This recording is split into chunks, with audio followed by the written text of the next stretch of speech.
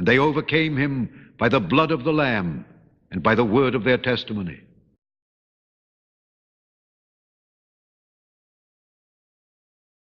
I titled this sermon, If You Love Me.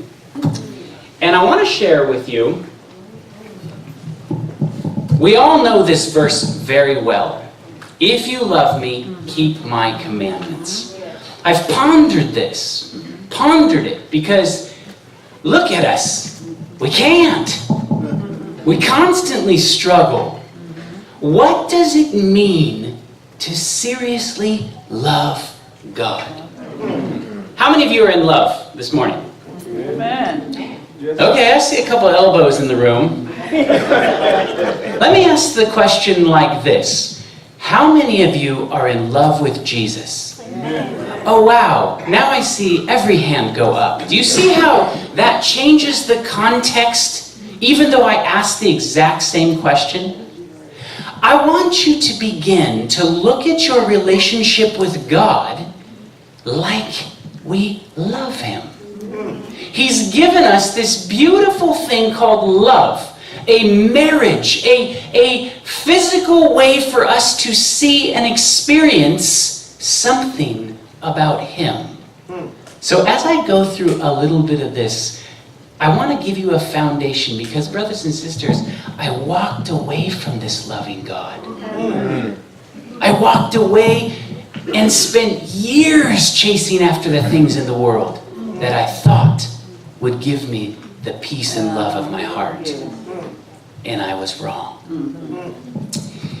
You know, if you look at every single one of our pieces of music that we put out in the world, pop culture, movies, 90% of them have an element of love. They may not be a clearer picture of love.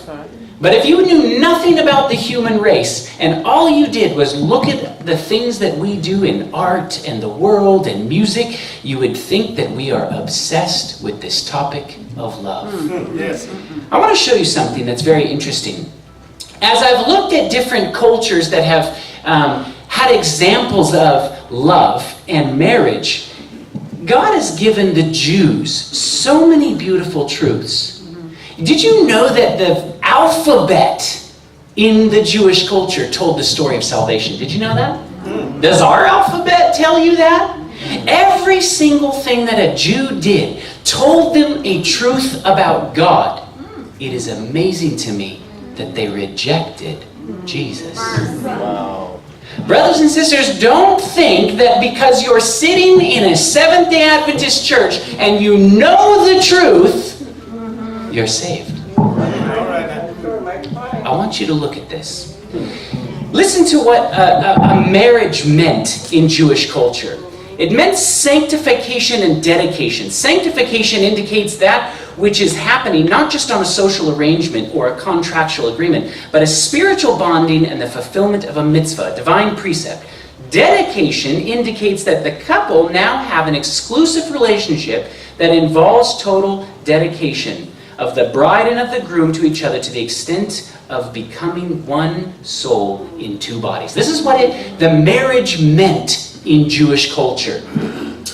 Now, listen to what Malachi 3:14 says. It is useless to serve God. What does it profit if we have kept His ordinance, yet I have walked as mourners before the Lord of hosts? I want you to think about this, and as I ponder this, I often think about my marriage to my wife. Why do I do what I do to my wife? Because I love her, right? I'll give you an example of this. When I started dating my wife, she was going to school. She was going to Loma Linda University. I lived in Los Angeles. There's a couple-hour drive in between those two places. My wife likes a clean house. And every single Friday, she liked to clean the house. So I would drive out to her house from Los Angeles, and I would get to her house before she would end school, and I would clean her floors. I would do her dishes. I would fold her. She lived with her brother. I started folding his laundry. And let me tell you, it was a joy. Why? Why was it a joy? Because I loved my wife. I mean, I loved my girlfriend at the time. So what does it profit us if we do what God's asking us to do? Listen to how the Bible talks about our relationship with God. Isaiah 54:5 says, "For thy Maker is thy husband, the Lord of hosts is his name. The Redeemer, the Holy One of Israel, the God of the whole earth shall he be called." God, in this whole relationship that we have with him, refers to us as his bride, right? He's our husband. He's in love with us. Now I want to show you something that's very interesting in the Jewish culture. There were certain steps that they would take to get married together. Look at the parallels that are happening here and think about your Christian walk. You remember the story of Abraham? When he was getting old and he told his servant to go out and find a bride for Isaac. He said, "Go to the land of my people and ask a bride if she would be willing." Now, this is called an arranged marriage. But listen to this story and how the servant said, "What if that person says no?" Brothers and sisters, you have an opportunity to be called to an arranged marriage, but you also have an opportunity to say no. I want you to think of this. Ephesians 1:4-5 says, "According as he has chosen him before the foundation of the world, that we should be holy and without blame before him in love, having predestined us to the adoption of children by Jesus Christ to himself, according to his good pleasure and his will." Do you realize that you are chosen for an arranged marriage? Look at the parallels of what's going on here. Another interesting thing about the Jewish wedding was when this person would go and pick a bride, they would often negotiate a price. They would say, "I will be willing to pay this much for this woman to come and be with me." Now, the reason for this in Jewish culture is because if you took a bride out of the house, you were taking a worker. And that worker was worth a certain amount, right? But listen to how the Bible describes us. Exodus 20, "I am the Lord thy God, which have brought thee out of the land of Egypt, out of the house of bondage." 1 Corinthians 6:20 says, "You were bought with a price." Brothers and sisters, do you see the parallels that's going on here? A price was negotiated for us to be in a relationship with Jesus. Now here's something else that's very interesting about this Jewish wedding. When they would negotiate this price, they would have a contract that they would write. Meaning, the husband-to-be would write down on a piece of paper everything he wanted his bride to be. If he wanted blueberry pancakes in the morning at 9 o'clock sharp, hot with a glass of orange juice, he wrote it down. Now listen to this. When this price was negotiated, this covenant called a ketubah was handed to the bride-to-be, and she would read it and she would say, "I will be the bride that you're asking me to be or not."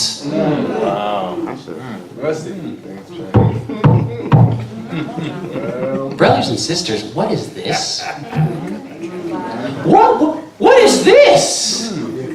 Interesting. Where are we going with this, God?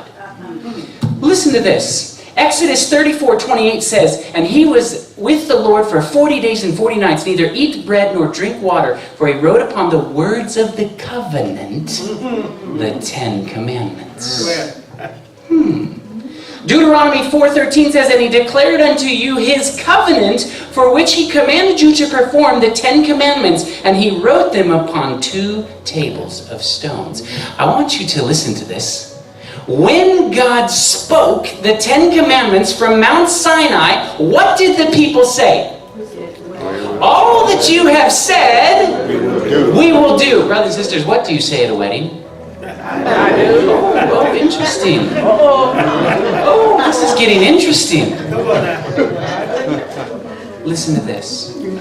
During this negotiation, and the wedding vows would be exchanged in a Jewish wedding, the bride would promise to be her husband, the husbands would promise to be the wives, and they would give this price. They would seal the deal with a cup of grape juice. Now, What's interesting about that is when this cup of grape juice was drank, it literally meant they are as good as married. Even though they had not consummated the wedding yet. Now think about this. Because as I started listening to this and thinking about this, I said, hey, that's interesting. Because if I think of different things in the Bible that deal with drinking grape juice, listen to this. Steps for an Israelite marriage. He took the cup, and when he had given thanks unto them, he said, drink of it, all of you. This is the blood of my covenant, which is poured out for many of the forgiveness of sins. And I tell you, I will not drink of again of the fruit of this vine until the day I drink of it anew with you in my Father's kingdom. You see, everyone in the room who was a Jew would have immediately recognized this is marriage language. What Jesus is literally telling the disciples in the room is, I am going to marry himself to the human race. When Jesus was in the Garden of Gethsemane, listen to this language. He says, Father, if thou be willing, remove this cup from me. Brothers and sisters, that's marriage language. What Jesus is saying is there another way, but he says something very important, not as I will, but thine will be done. Very important. That's why when Joseph and Mary were betrothed together, when Joseph found out that Mary was with child, it broke his heart because they were as good as married.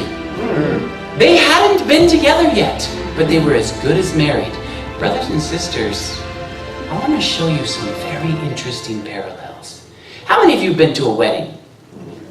Right? Many of you, right? Almost everyone in the room has been to a wedding. How many of you remember what the groom's wearing? No way. How many of you can remember what a bride was wearing? Here's what's interesting about our culture. Why do we get married in a white wedding dress? It stands for purity, right? In fact, listen to how the Bible describes this. For I am jealous with you of the jealousy of God himself. I have engaged you as a pure bride to one husband, Christ. You know, when I hear the Bible speak in terms of love and marriage, and I understand God is jealous over you. How many of you have ever been jealous? Anyone want to admit that? You're in a church, you have to tell the truth. Yes. It is no fun to be jealous, right? Hurts. Listen to the language that God is using here. He's jealous over us. Here's where we get that it's the pureness or the righteousness of Christ. Revelation 19:7-8 says, let us be glad and rejoice and give honor to him, for the marriage of the Lamb is come, and his wife has made herself ready, and to her was granted to be arrayed in fine linen, clean white, for the fine linen is the righteousness of the saints. You know what's beautiful? Listen to this. In the Jewish wedding ceremony, when a bride and a groom would get engaged together, they would have a baptism together. What that baptism symbolized is they were dying to their old life and they were coming together as a new creation, a different creation. Often they would get baptized together. And it's interesting to me that Jesus got baptized. You see, in the beginning of his ministry, he's going through all of the same steps to be in a relationship with us. Listen to this. After this whole experience of the bride and the groom having the baptism and getting ready to get married together, in Jewish culture, the groom would leave the bridegroom for a year. He would go to his father's house to build onto his father's house.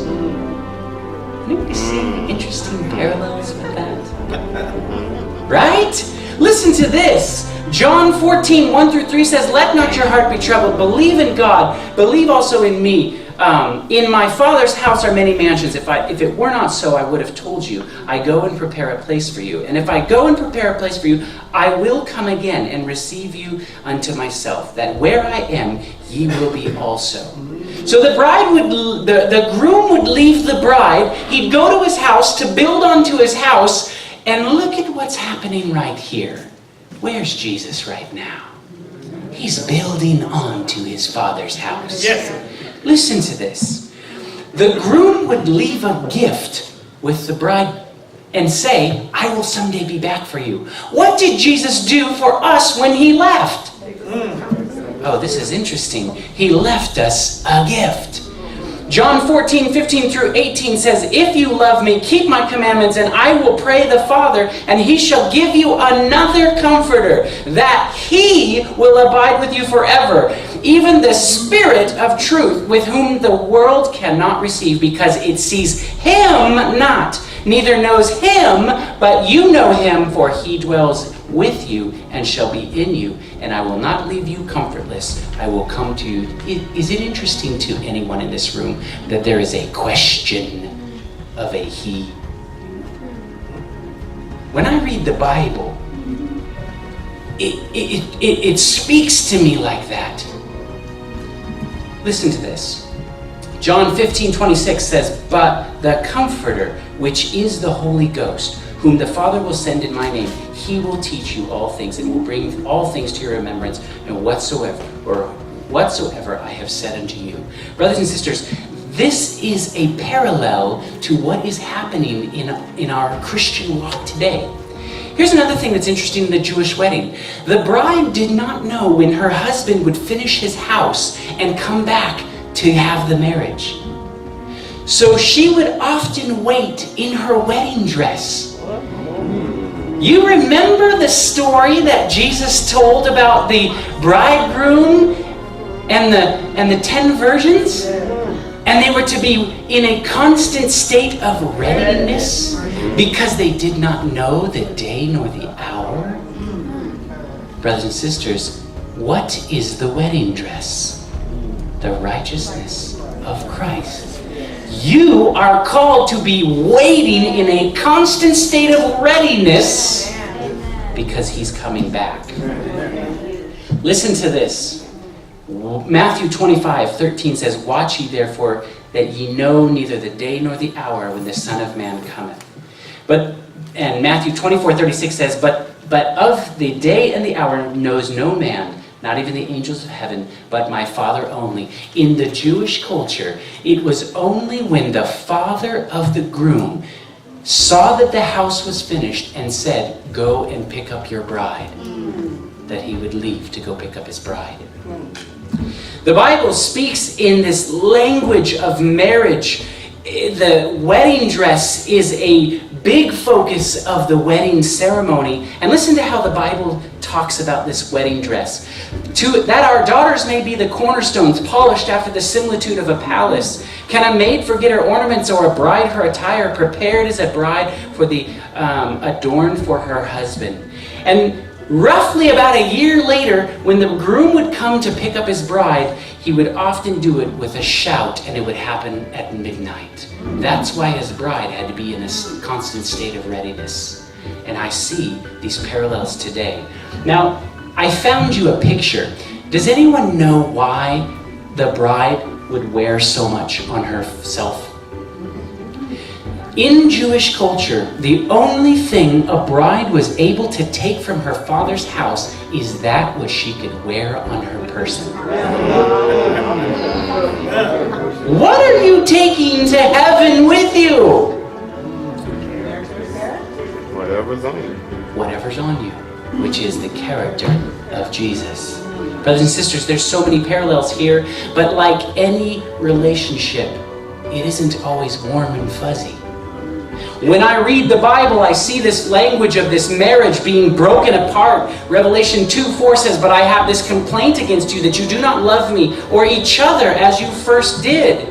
When you read Isaiah 58:1-3, it says, cry aloud, spare not, lift up your trumpet, tell my people their transgression and the house of Jacob their sins. Yet they seek me daily, and they delight to know my ways, as a nation who did righteousness and did not forsake the ordinances of their God. They ask of me the ordinances of justice, they take delight in approaching God. Well, why have we not fasted, they say? Have you not seen? Have we not afflicted our souls? Have you not taken notice? And listen to this. In fact, in the day of your fast, you take pleasures and exploit all your laborers.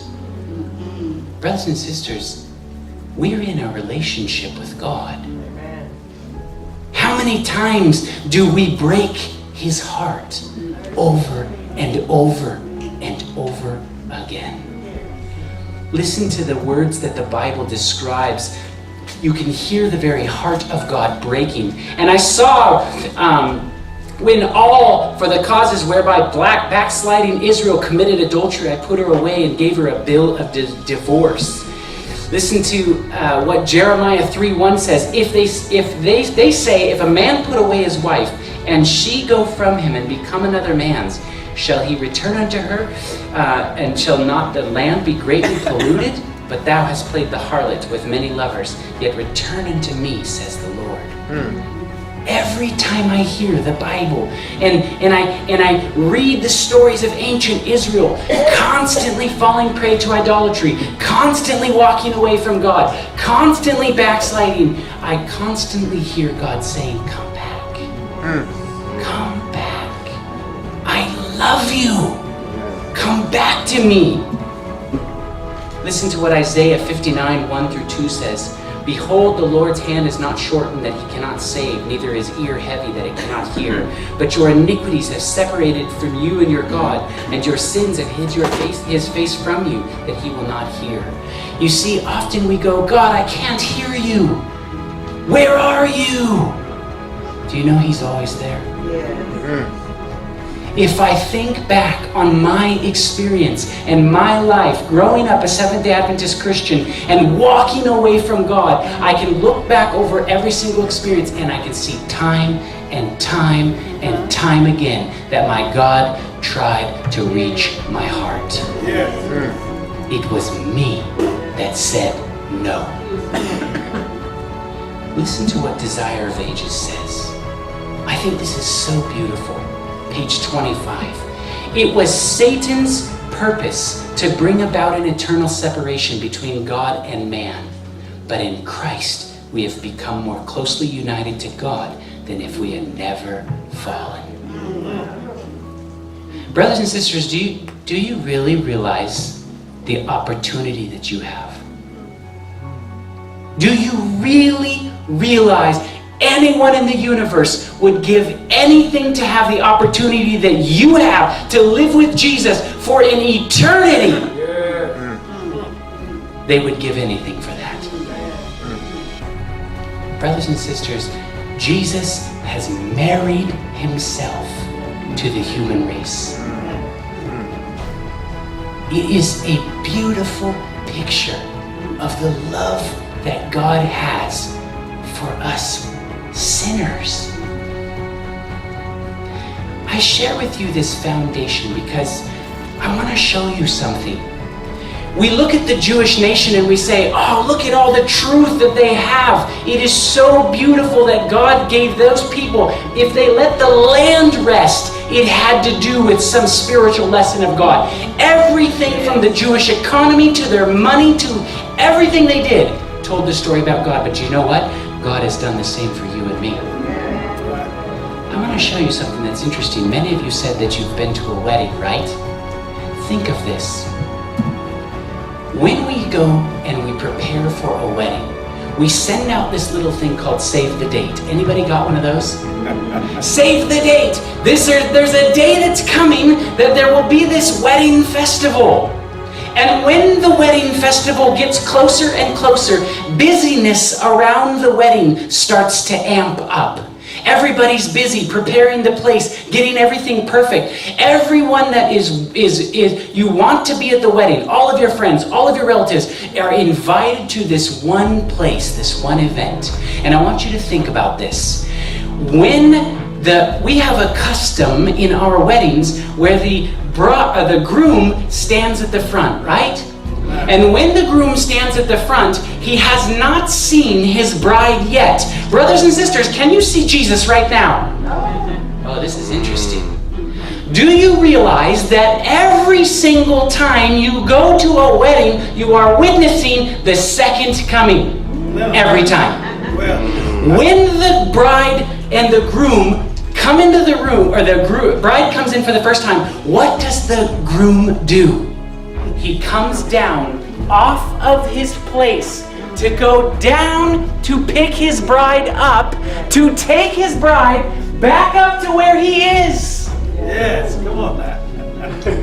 Wow. And you wonder why the devil is attacking our marriages. It doesn't matter if you believe in God or not. Every wedding you go to, you are witnessing the truth of God. Isn't that beautiful? And what happens after the bride and the groom are married together? They go out and they have a feast at a big long table where everybody has food, right? What's going to happen when we go to heaven, brothers and sisters? There's a huge feast. Wow. You know what's interesting too? Gifts are given at a wedding, right? Right. When was the last time you saw somebody get a chainsaw? How about a shotgun? Maybe in Tennessee. It's always gifts for the bride. Bath towels, kitchen stuff, to make the bride's life easy. What does the groom get? The bride. That's what he cares about. Brothers and sisters, I share with you that story because I want to tell you about my life.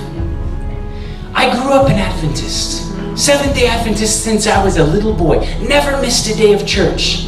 My father was huge on reading the Spirit of Prophecy. I read the Conflict of the Ages series before high school. I fully knew what the conflict between Satan and God was. And when I got to the age that I could choose my own path, I chose differently. You see, I had a fascination with this thing called movies and television. Anybody in the room seen this thing? Movies, television, anyone? My father knew enough to say, don't do this. Don't watch it. Don't be involved in this worldly entertainment because it will ruin your mind. But I'll tell you what, I went to college, I had a fascination with it, and I said, I want to be a part of the movie industry. And so I started filling my time and my life with all these different films and movies because I wanted to make them for a living. And I wanted to go to Hollywood, so I would analyze all the movies because I wanted to know, how did they shoot that? What does this look like? What's the shot look like? And brothers and sisters, in school, in a Seventh-day Adventist school, we had a teacher who was not an Adventist. He began to tell us, you're not going to make movies about Jesus. You can't make money doing that. If you want to make it successful, you have to go to Hollywood and be involved in that movie industry, and you will be successful. At age 19 years old, I looked at the school bill that I saw that was stacking up, and I said, you know what? If it doesn't matter, why don't I just go there? I moved to Hollywood. Within 6 months, I stopped reading my Bible. Within 6 months, I stopped going to church. Within 6 months, I stopped communicating with my family. And I chased the things of this world. I went to this party and that party, and I did everything I thought I could to get famous. I ended up at a particular celebrity's party, and it was the first time I'd seen drugs everywhere. Everywhere. And I said, if this is what the Hollywood lifestyle is like, I might as well. And I partook in that, and let me tell you, my life spun out of control. I lived this way for 10 years until finally, my older brother, he's a year older than I am. We were really close in school. We went to film school together. He had moved to Hollywood same time as I did, and he lived a few miles away from me, and I saw him but once a year. He worked in television. I tried to be more in front of the camera, and his 10-year high school reunion came up at our little town in Northern California called Paradise. And remember, I was an Adventist. raised in an Adventist culture. And I said, no, I don't want to go. I don't want to be around a bunch of Adventists. Not for me. I have this new life. And my brother begged me and said, please come. So I came. Everyone walked up to my brother and I all weekend long and wanted to know about Hollywood. Hey, what movies have you worked on? What celebrities have you met? What parties have you been to? That's all anyone wanted to talk about. All weekend long. And there was this one kid who was standing there watching this happen. And he was watching people come up and ask us questions about Hollywood. And as he was standing there, he waited till everybody left. And he came up to me. Now, I have to give you a little background of this one particular kid. He was the first to try drugs in school. He was the first to get kicked out of school. He was a problem child growing up. He was a couple of years below me in school. He was a pastor's kid. Anybody know any pastor's kids that struggle? He's watching all these people treat my brother and I like celebrities. And he walks up to us and he says, all these people want to know what you've done in this world, but I have a question for you. How's your relationship with Jesus? I said, what? No! Come on! You? No way! Have you ever met someone that had their life truly transformed? There's something attractive about that, right? Yeah. So he said, I want you to come over to my house. I want to share with you what Jesus has done for me. Brothers and sisters, I went over to his house because I was curious. And he starts opening the Bible and he starts reading to me out of the Bible. Man, it had been a long time since I'd heard the words of this book. And he started saying, God is real. Can I pray with you? I said, sure. I know it. It's real. There was no point I ever questioned it. I knew it was real. And as we gathered together to pray, it was only myself, my brother, and this one kid and his boxer dog. And as we started to gather together to pray, the hair on the back of the boxer's dog went straight up, and it backed up against us, and it started barking in the air. And I said, that's interesting. The dog's never done that. So we quieted the dog down. We said he must have gotten spooked by a squirrel or something outside. And as we started to gather together to pray again, there was a nutcracker, like a Christmas nutcracker, that was sitting on the kitchen counter. And the hat came off of the nutcracker and flew across the room and smashed into the wall. There was no one else in this room. And I said, stop right here. Stop right here. It was as if everything I had ever been taught ever since a child went like this. And I went, what am I doing? I'm a Seventh-day Adventist kid, born and raised in a place called Paradise of all places, in the center of Hollywood, totally on drugs, have no connection to God whatsoever. What am I doing? It scared me so bad, I made my brother drive me to the Sacramento airport. I picked up a plane the next morning. I flew down to Los Angeles, and I was walking around going, I cannot believe I have walked away from God. It wasn't one day. It wasn't all of a sudden, you know what? I don't believe in God. It was step by step by step. Before I walked away so far that when I turned around, I realized I was far from God. So I prayed. God, I have surrounded myself with people who don't know you, who don't love you. I don't know what to do. I have a career that I make money making these Hollywood productions. I don't even know anyone that cares about you. Send me someone. You ever prayed this prayer? You need to be careful when you pray prayers to God, because He is a God of answered prayers. 1 month later, this kid from Northern California that asked me how my relationship with Jesus was, I had told him if he ever wanted to come and stay at my place, my door was open. He came down, he had his guitar, he was really good with the guitar, and he brought his Bible, and we started having Bible studies. I said, this is amazing! Like, who is this God that you pray to and He answers your prayers? And as I started learning about God again, And I had to change everyone that I knew had anything to do with drugs. If you've known anybody who's been involved in that world, you have to change your world. All right now. And so I changed my world. I deleted everybody I knew. I wanted a new life. I wanted new something. Yes. And let me tell you, the second I started having Bible studies, 2 major cocaine dealers moved into the apartment below us. They were the friendly cocaine dealers. The ones that just give the stuff away. Isn't that just how the devil works?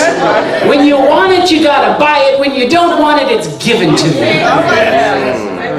Come on now. My friend started going over to their house, and he started sharing with them Jesus. He would come back into the apartment and he'd say, "This is awesome. They're cutting up mounds of cocaine on the table and I'm telling them about Jesus." And I'm like, wow, God, we're going to convert some drug dealers. This is awesome. And then my friends started coming home later and later at night. And then the drugs started coming back into my home. And before I knew it, I was engaged back into that whole world, trying to read my Bible. But let me tell you, there's a reason that this book is spiritual things are spiritually discerned. You see, if you think you can read this book under the influence, you can't. That's why you can hand this book to somebody like Richard Dawkins, who's supposedly this really smart man. This is gibberish to him. It doesn't make sense because it's God who makes sense of this to you. So I started praying, God, I'm losing my grip on you. Yes. And you know what? We serve a God of answered prayers. All right now. He sent me an angel All right. in the form of a woman. A friend of mine that I had grown up with, who was going to Loma Linda University, was friends with this other friend of mine, and she came out to visit him, and we all knew each other growing up, and I started dating her, and I started going out to Loma Linda, and it was the first time I set foot back in an Adventist church. And let me tell you, the first time I sang hymns, I couldn't even sing the hymn. I was choking back the tears. The first time I went to potluck and had veggie meat, I was like, yes, I'm home. But you know what? God worked with me and worked with me. But see, I still lived in Hollywood and partied like a rock star on the weekends, and then would go out to church, and I would sit in church like a good little Adventist boy. And then I would go back out and I would party like a rock star, and then I would go back out and I would sit like a good little Adventist boy. And brothers and sisters, let me tell you, I came to the place that I said, I know we serve a God of change. Oh yes. He can change my heart. Yes, he can. I showed up at my then girlfriend's house, 6 o'clock in the morning, after partying all night. I sat her down and I said, I'm addicted to this and this and this, and I've been doing this and this and this behind your back, and I know God can change me. All right now. Brothers and sisters, I've been sober to this day. Praise God. It was a lot of work. Trust me.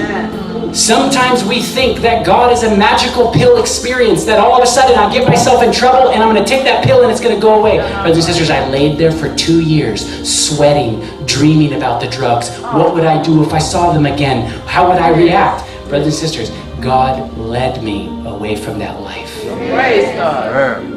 There's nothing you're struggling with, nothing that God cannot take care of.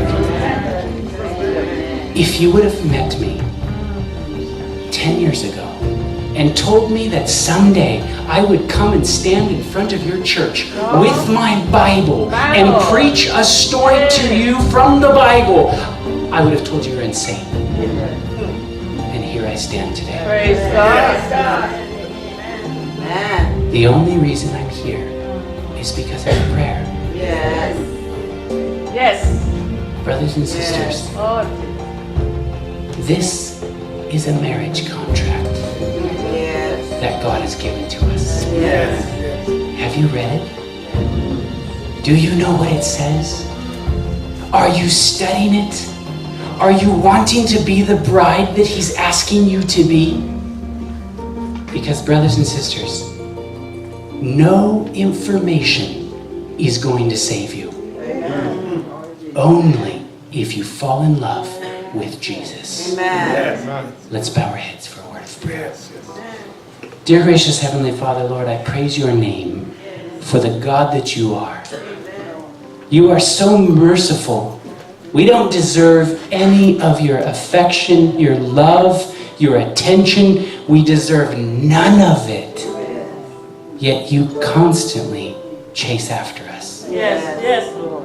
Lord, forgive us Have mercy. for the days and times and things that we've walked away from you. But Lord, teach us how to put on your robe of righteousness and how to fall in love with you and to be the people you're asking us to be.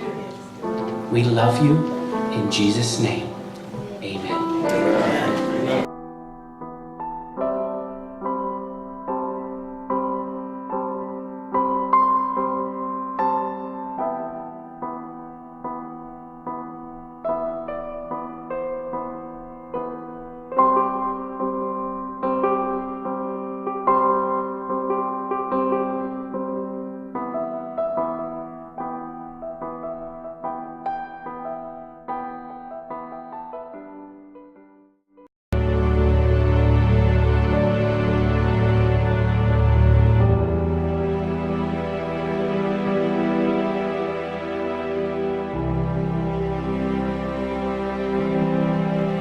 Brothers and sisters, God has given each and every one of us a gift, a talent.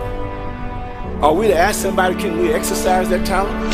The answer is no. God has given it to you. You need to exercise it. Why are we waiting for somebody to tell us we can do this? I don't understand. If we was waiting for somebody to give us approval to do this, do you think it would be happening? It would not be happening, saints. So it's time to move forward.